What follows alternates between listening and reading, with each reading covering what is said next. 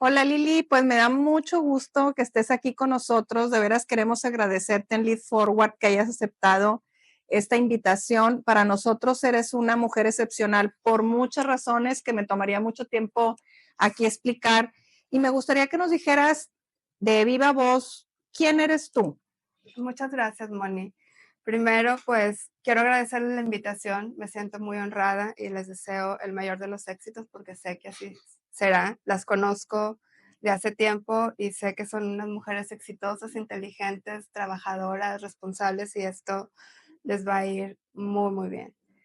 ¿Quién soy? Pues soy una profesionista, soy licenciada en sistemas de computación administrativa. Me gradué hace 30 años y en los últimos 15, 20 años me he dedicado más a lo que tiene que ver con la administración de proyectos y de programas. Muy bien, pues bienvenida a este espacio. Lo que queremos nosotros aquí platicar contigo es que nos des la realidad, ¿verdad? ¿Qué es lo que se enfrentan las personas que como tú administran y manejan proyectos globales de alto impacto? Y la conversación de hoy la titulamos La sinergia entre manejo de expectativas y algo muy importantísimo para nosotros, la construcción de relaciones con los stakeholders.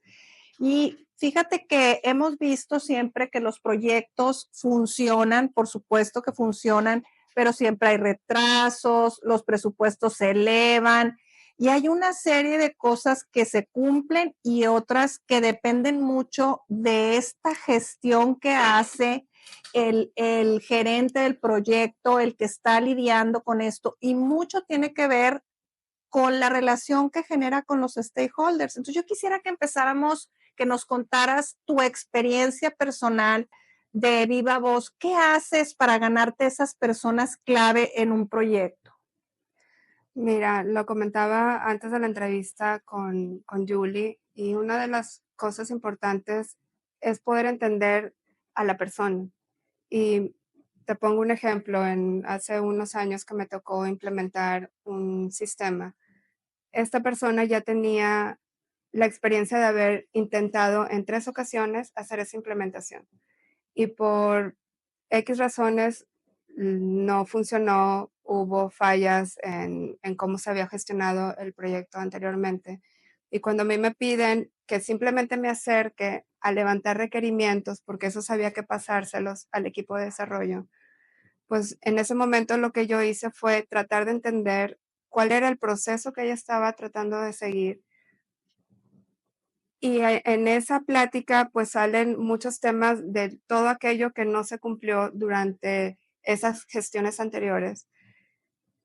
Y lo que se logró a través de escucharla fue hacer esa conexión con la persona. Y a través de hacer esa primera conexión, después se va dando también el que la persona se empiece a involucrar. Ya no es el equipo de sistemas es el que falló, el equipo de sistemas es el que no sabe lo que tiene que hacer, porque ya la traes hacia el equipo y ya no estás hablando del equipo de sistemas y el equipo funcional que entra al principio y luego al final nada más para ver qué le entregamos y para darse cuenta que estamos en una desconexión completa, que hay un gap muy grande entre lo que esperaba versus lo que se entregó. Entonces, cuando te la traes a la mesa, cuando la haces parte de todo el proceso de desarrollo y hay esas interacciones, se llega a establecer también una relación de confianza que afortunadamente puedo decir que a la fecha se ha permanecido la relación y ya hasta la ves y te ve con cariño por esa relación, porque al final de cuentas el sistema se convierte como un hijo. Claro, pues Que es un aliado. Y aquí has dicho varias cosas. Este gap del que tú hablas entre lo que la persona espera y lo que le entregaste, para que ese gap sea tan pequeñito que cumplas, ¿verdad? Con lo que tú prometiste, pues tendríamos que hablar de alineación de expectativas, ¿verdad? Y primero empezar a definir qué es una expectativa, porque a lo mejor yo espero algo de un proyecto y tú esperas desde tu punto de vista como experta en esta parte de sistemas, para ti es lógico decir, pues era lógico que el entregable era X o Y, ¿verdad? Entonces, ¿cómo has hecho en todo este tiempo? Sin duda, no tengo duda que has tenido éxito, por eso has ocupado los puestos que has ocupado. ¿Cómo le haces? Dime el ABC para alinear esas expectativas de lo que sí puedes entregar y lo que no va a ser posible entregar, el alcance que no está dentro de esa gestión de ese proyecto. Mira, retomando también este mismo tema de este ejemplo con esta persona, en ese instante también teníamos que hacer una migración de datos y había información que había que mover del sistema anterior al nuevo sistema. Pero por las versiones del sistema anterior había datos que no existían y esta persona insistía en que teníamos que migrar todo, que todo lo que ella podía ver en el sistema anterior tenía que verlo en el nuevo sistema. Ya había un tema de restricción técnico que no había forma de reconstruir los datos. Y también entras en esta parte de costo-beneficio, porque hay cosas que pudieras hacer y te vas a tardar un año y vas a invertir mucho dinero, cuando quizá esa información eventualmente también se va a volver obsoleta y puedes seguir viéndola en el nuevo sistema, con los nuevos registros que vayas creando. En ese momento lo que se hizo fue platicar con ella. Lo que hacemos mucho es traer a la junta, no solo a la persona que es la persona funcional, sino también al equipo técnico. Y a través de estar en esa conversación y estar explicando y también tratando de aterrizar en un lenguaje que pueda entender, que no sea un lenguaje técnico, la misma persona se empieza a concientizar de las cosas que se pueden hacer y de las cosas que no se pueden hacer. Entonces, al final, la persona es consciente y ya a través de buscar alternativas es donde llegas a un acuerdo donde, bueno, esto sí te lo puedo migrar, esto no te lo puedo migrar, vamos a buscar una alternativa en este proceso en el que tus datos empiezan a volver obsoletos. Entonces, al final es platicar, es la conversación, es involucrar a la persona y es también explicarle las razones y que las escuche de viva voz. Fíjate que hay cosas que han cambiado mucho, yo creo que desde que empezamos en esta vida laboral. Antes decíamos que había que decirle a todo que sí al cliente. Y yo lo que te estoy escuchando que hay un poder del no, ¿verdad? Obviamente no es que vayas a gestionar el proyecto con el no en la boca, pero definitivamente pues debe haber momentos cruciales en el que el no hace la diferencia de continuar y tener un proyecto exitoso o abortar el proceso, ¿verdad? Y decir después de un año, pues abandonas porque no se logró, porque en un instante único no dijiste no. ¿Qué piensas de eso? No, estoy totalmente de acuerdo. Y es también en la vida diaria, ¿no? No puedes ir por la vida aceptando cosas que son imposibles y que al final te van a resultar más costosas y que son imposibles de mantener. Entonces ahí el no va en todos los niveles, va el no que le dices al stakeholder, pero va también en empoderar a tu equipo con el que trabajas, de que también tengan la libertad de poder decir un no, porque cuando estamos hablando de desarrollo de sistemas, somos muy dados de pedirle a la persona que está haciendo el trabajo, el desarrollo, oye, pero dime el cómo sí. Y ese cómo sí también a veces implica que la persona se quede tarde, que se quede fines de semana y que se muera en la raya, tratando de entregar algo que luego también te das cuenta que no era tan importante y no era tan relevante. Entonces, desde mi punto de vista, es empoderar a tu equipo de desarrollo o de tu equipo de trabajo para que pueda decir no. Y también hacer ese balance en el costo-beneficio. O sea, hay un no porque es muy costoso el hacerlo y no vale la pena. Esos esfuerzos, ese presupuesto, muchas veces es conveniente invertirlo en otras cosas, en algo que realmente genere valor. Fíjate, y esta clarificación yo creo que es de las cosas que se vuelven más importantes porque luego hay muchos malos entendidos, ¿verdad? En este proceso hay muchos malos entendidos. Me gusta mucho lo que dices de empoderar al equipo.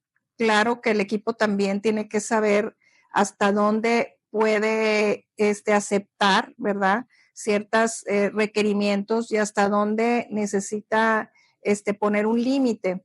Y en este proceso que se pareciera que se dice muy fácil, y he visto fracasar muchos proyectos, inclusive proyectos institucionales grandes que tienen un sponsor, que tienen un presupuesto, que fallan justamente porque no nos adelantamos a esos malos entendidos o no hay esta parte de la clarificación de expectativas. Y la verdad es que pues es fundamental hacerlo. Por ejemplo, cuéntame cómo te anticipas, cómo lees, cómo le das lectura, porque me imagino que en una mesa así como esta debe de haber muchos interesados o muchos stakeholders y tú les das lectura de escucharlos, de verlos.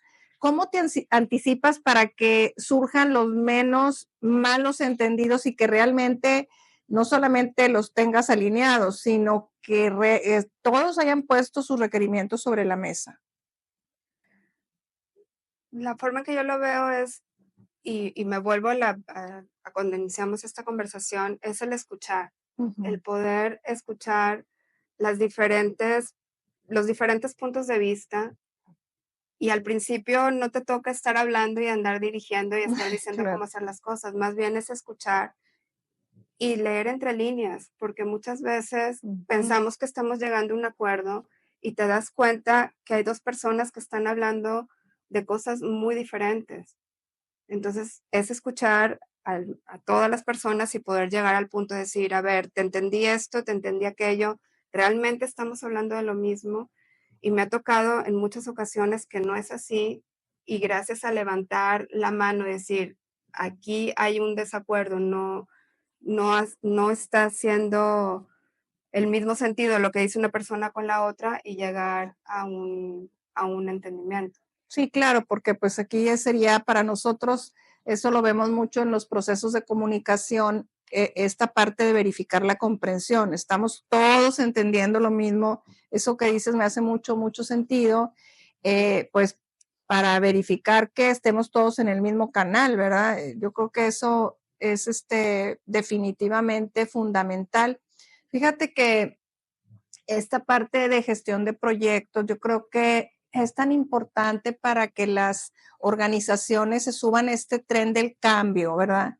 Porque no te puedes quedar atrás, son escasos los recursos, entonces los proyectos tienen que estar administrándose con agilidad, pero cuidando a la vez los recursos, pero hay muchas líneas muy delgadas en todo esto que me imagino cómo te sientes muchas veces cuando estás gestionando un proyecto y tiene pues una serie de limitaciones. Desde el punto de vista emocional, viendo en toda tu trayectoria, ¿qué le recomendarías a los que vienen detrás de nosotros administrando proyectos cuando se sienten tan frustrados porque algo no salió bien, porque un stakeholder a lo mejor, pues, no sé, no lo reconoció, le dijo algo indebido, le echó para atrás alguna etapa del proyecto y son momentos muy frustrantes? ¿Qué les recomendarías? Tú que has pasado ya por esas etapas. Más bien yo les diría que todo es un aprendizaje. Ujú. Y te lo pongo así, digo, en los últimos años me siento de alguna forma satisfecha con el trabajo que he hecho en cuanto a llevar las iniciativas y proyectos, pero no empecé así. Claro. O sea, en el pasado aprendí a golpes a gestionar proyectos y, y fue mucha frustración y cometí muchos errores. Y no me siento orgullosa de decirlo y me voy a mostrar bastante vulnerable, pero puedo decir que había gente que no quería trabajar Ujú. conmigo en algún punto a lo largo de mi carrera. Y a la fecha puedo decir que hubo la forma de darle la vuelta a la situación y me siento en una posición muy diferente a hace unos años. Y mucho tiene que ver con de tus errores es de donde aprendes y no todo te lo puedes tomar personal, porque todos tenemos diferentes puntos de vista y es que tomes a lo mejor ese comentario, pero cómo lo puedes transformar en algo que te sirva en tu carrera. Y ese es un aprendizaje, si realmente es un error o si realmente es una opinión de una persona y de ahí tienes que hacer lo necesario para, pues, para seguir adelante y que la próxima vez lo hagas mejor. Fíjate, cuando estábamos preparándonos para esta entrevista, nosotros le pusimos a este punto superar las decepciones, porque luego hablamos de los grandes éxitos, pero todos en nuestra carrera profesional, y yo creo que me gusta también que digas esto, pues hemos tenido tropiezos, ¿verdad? Yo creo que el que diga que no, pues a lo mejor no está siendo totalmente objetivo u objetiva.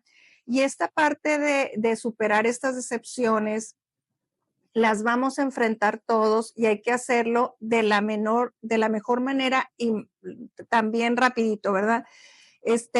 Julieta y yo platicábamos en alguna ocasión el año pasado que tuvimos algunos desafíos, pues que teníamos dos opciones, ¿verdad? Una era casi, pues nos ponemos a llorar y otra es nos ponemos a trabajar. Y entonces nosotros decidimos pues ponernos a trabajar y darle para adelante y esa decepción la asumimos, pasamos el duelo y seguimos, ¿no? Entonces, si te estoy entendiendo, este aprendizaje que te dejó a ti, estas decepciones, lo capitalizaste, ¿verdad? Lo capitalizaste para aprender de esos errores y entonces no cometerlos, vamos a decirlo, en el siguiente proyecto o hiciste una lista o qué fue lo que cuando hiciste esa reflexión de por qué te sentías así, cómo materializaste toda esta parte de los sentimientos.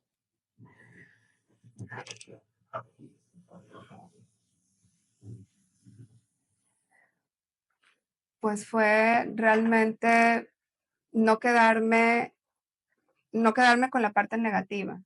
O sea, si estoy recibiendo una retroalimentación que no es muy positiva, fue, okey, no estoy al 100% de acuerdo en lo que estoy escuchando, pero sí voy a tomar en cuenta aquella parte que me sirve para superarlo. En algún momento también fue tema de decir: "No estoy entendiendo cómo relacionarme con ciertas personas. ¿Qué puedo hacer para manejarlo de diferente manera?". Y pues ahora con todos los medios sociales, libros, videos en YouTube, libros que puedes tener acceso, hay mucha información que te puede ayudar a obtener esos consejos, esa orientación para ver cómo puedes hacer las cosas de manera diferente. Y algo que yo aprendí en aquel momento de ese tema de frustración, de no entender cómo manejar los conflictos con alguien más, cómo manejar las reacciones de la otra persona. Y yo decía, bueno, tiene que haber algo que me guíe para manejar a esa persona de una mejor forma. Y al final me di cuenta que no era aquella persona la que tenía que manejar, sino era gestionarme a mí misma, Fíjate qué gestionar interesante. mis emociones y no reaccionar, porque si la otra persona se enoja y yo me enojo, es una realidad que no voy a llegar a ningún lado y que las dos vamos a estar frustradas y no vamos a lograr, pues, llegar al objetivo, que es a lo mejor terminar el proyecto, un entregable o lo que sea. Pero en el momento en el que tú te regulas y que logras no reaccionar, es cuando empiezas ya a pensar con la cabeza y entonces sí, a bajar el nivel de estrés, el nivel de emoción y poder continuar con, pues, con lo que sigue. Fíjate, yo creo que has dicho cosas muy valiosas porque hace un rato decías, no enfocarte en la persona, sino en el problema. Y ahorita te escucho decir, primero, pues autogestionarme, ¿verdad? ¿Qué estoy sintiendo? ¿Por qué lo estoy sintiendo? ¿Y cómo me deshago de este sentimiento que no va a sumar a la etapa de crisis o a la etapa más importante del proyecto? Y que definitivamente pues está en tus manos salir de esa etapa o abandonar. Yo creo que pues es algo que deberíamos de hacer todos cuando estamos en cualquier tipo de proyecto o cuando estamos iniciando o llevando a cabo cualquier iniciativa. Y eso yo creo que a la larga los stakeholders lo aprecian, ¿verdad? Y por eso me gustaría irme un poquito hacia el lado de cómo construir estas relaciones de largo plazo, ¿verdad? Porque las organizaciones necesitan personas que conecten y que generen esta relación de largo plazo con los demás, con su círculo de influencia. Y en esta, vamos a decir, en esta construcción de largo plazo está no solamente conectar, sino mantener la relación en el tiempo. ¿Cuáles son tus estrategias? ¿Cuáles son tus trucos? ¿Qué haces para que esta relación permanezca en el tiempo? ¿O qué has hecho? Pues si lo puedo resumir en pocas palabras, diría que es trabajar con transparencia y con honestidad, porque en mis primeros años en las gestiones de proyectos era como que cubrirte las espaldas y proteger lo que estabas vendiendo, lo que estabas ofreciendo, proteger a tu equipo de trabajo, que si las cosas iban mal, entonces ibas con una caparazón tratando de proteger el proyecto. Cuando hay problemas, cuando hay riesgos, cuando hay errores, pues hay que hablarlo. Y si eres transparente y eres honesta y traes un plan de mitigación o de negociación, la gente lo aprecia. Y ahí es donde se establece la relación de confianza. Claro, pues porque sí pues, te da una tranquilidad saber qué está pasando, ¿verdad? Cuando no sabemos qué está ocurriendo, pues te imaginas de todo, ¿verdad? Y es muy claro, oye, sí se pudo, no se pudo, planteé mal la fecha o lo que haya sido, saberlo y conocerlo, pues eso ya te da tranquilidad, ya sabes, bueno, de aquí para dónde partimos. Definitivamente estoy totalmente de acuerdo contigo. Y fíjate, esto que decías de generar esta confianza, yo lo asocio mucho también con la reputación, ¿verdad?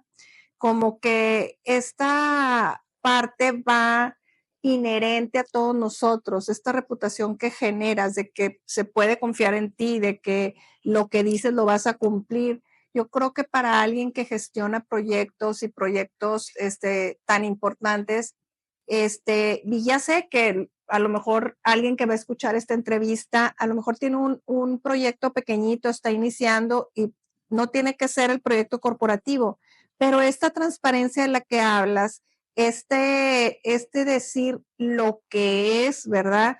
En el momento correcto, yo creo que es una herramienta muy importante que ayudaría a todos, ¿verdad? No importa el tamaño de su proyecto. Definitivamente que estoy de acuerdo contigo. Es importantísimo que estas personas que están alrededor del proyecto se sientan confiadas que el líder o la persona que lidera el proyecto entiendan como este hilo conductor en toda la organización, ¿verdad? En todo este proyecto. Porque luego decimos que el proyecto es de Lili y el proyecto pues no es de Lili, el proyecto es de la organización. Todos estamos involucrados en esto. ¿Cómo ves esta relación de quién es el owner del proyecto? ¿Crees que realmente las personas, los stakeholders, están entendiendo que los proyectos los gestionamos todos?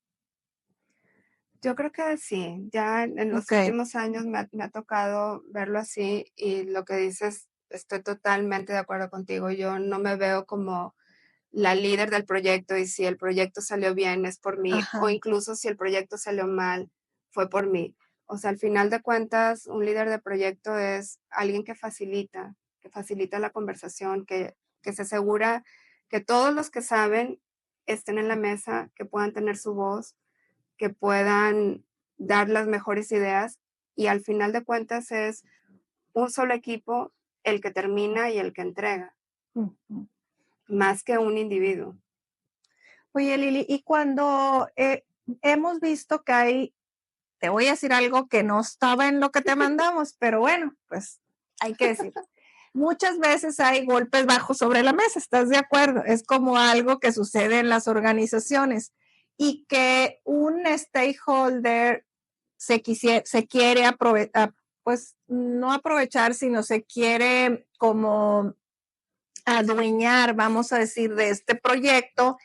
Y no sé si te ha pasado que conforme va avanzando y va avanzando ya con éxito, que se va consolidando, aparecen muchos dueños ahí y muchos que quieren colgarse esa medalla. ¿Qué has hecho tú para balancear esto y asegurar que el proyecto sea de todos los involucrados? Híjole, Moni. Pues la realidad es que no me ha tocado tanto Ok. Que suceda eso. que suceda eso. Pues qué maravilloso, ¿verdad? Honesta. Sí.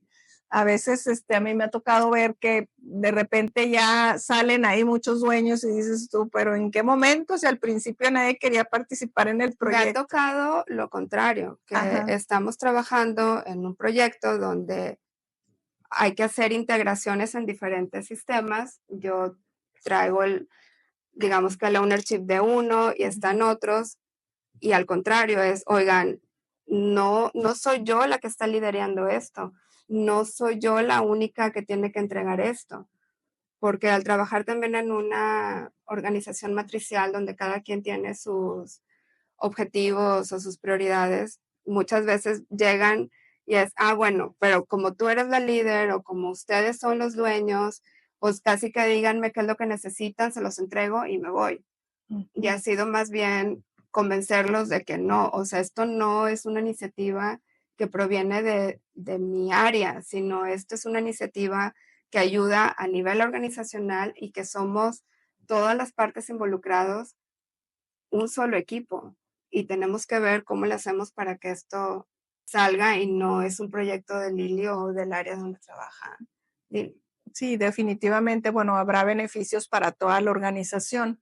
Fíjate que también se observa cuando vas llegando también a las conclusiones del proyecto, que ya se va, vamos a decir, consolidando, pues este grupo de stakeholders aumenta, ¿verdad? Se hace, el círculo se amplía y vemos a otros que se empiezan a involucrar, inclusive los usuarios del mismo sistema o del mismo proceso que se esté implementando.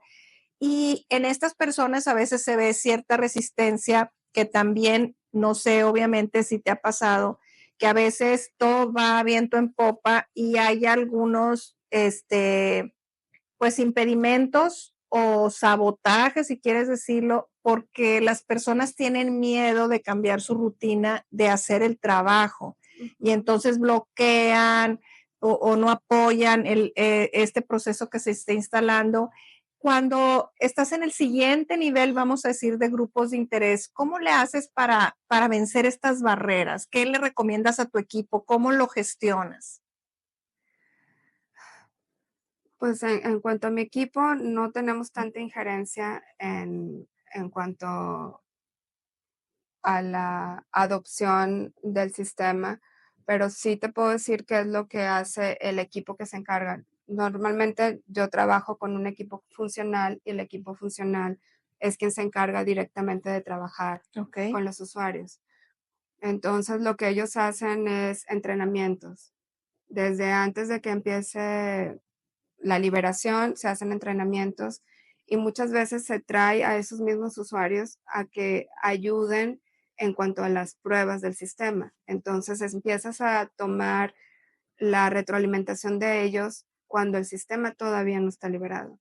Entonces empiezas a tener retroalimentación y todavía tienes cierto margen de acción para hacer ciertos ajustes antes de que lo empiecen a utilizar. Y así te aseguras que ellos estén involucrados y que, ¿verdad? Que Exacto. sepan lo que va a suceder y que vean los impactos que hay en pues en su día a día, ¿verdad? Porque Exacto. aquí el tema es que pues sí cambia el día a día definitivamente en proyectos como los que tú desarrollas. Hace un rato que estábamos por iniciar, platicábamos de las herramientas, ¿verdad? Y yo creo que hay diferentes herramientas que alguien que gestiona proyectos pudiera utilizar. y como dices tú, pues nos podemos meter a lo que tú quieras de plataformas y encontrarlas. Si tuvieras que recomendar alguna de decir, mira, pues esta para lo que es administrar el proyecto, esta herramienta, esta para lo que es poder influir con los demás, o algún libro que te haya servido, algo que tú quisieras recomendar, decir, mira, este sí es un mandatorio, léanselo, vean este autor, no sé, ¿qué nos pudieras recomendar?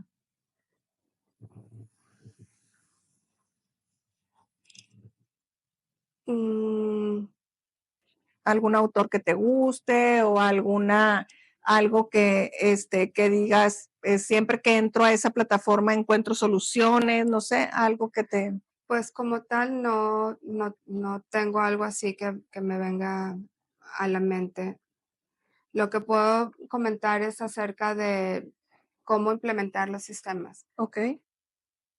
Moverte también al modo ágil, no tanto, porque si hablamos de administración de proyecto puro, pues es que definas el alcance, que definas un plan de trabajo. Así es. Y cuando estás haciendo implementaciones de modo ágil, empiezas a hacer las cosas de manera pequeña, empiezas a partir todo lo que tienes que entregar, los features en piezas más pequeñas y empiezas a probar lo que vas a empezar a entregar. Entonces, a través de estar desarrollando y de involucrando a los stakeholders desde el principio, puedes empezar a hacer esas pruebas y empezar a entregar anticipadamente y también a través de priorizar, que es lo más importante, empiezas también a entregar, digamos que el 80% de las cosas que realmente generan valor y empiezas a dejar el 20% para después y te enfocas más en lo que realmente ellos pueden empezar a utilizar. Y eso energiza mucho también al equipo, ¿verdad? Porque ves que pues va avanzando, que hay resultados, que no es lo mismo ir haciendo pequeñas partes que presentar una locura de proyecto y que no sabes ni por dónde vas a empezar ni cuándo te van a entregar qué. Eso, tener estos pequeños éxitos ayuda mucho a energizar y a que también el ánimo del equipo, de todos los involucrados, se vaya para arriba, definitivamente, ¿verdad? Así es. Qué padre, a mí me gusta mucho esto que haces y me conecto mucho contigo porque yo creo que el poder estar, traer a la mesa, primero saber quiénes son las personas clave, ¿verdad? Quiénes son los stakeholders que necesitas, ese es el paso, yo creo que número uno.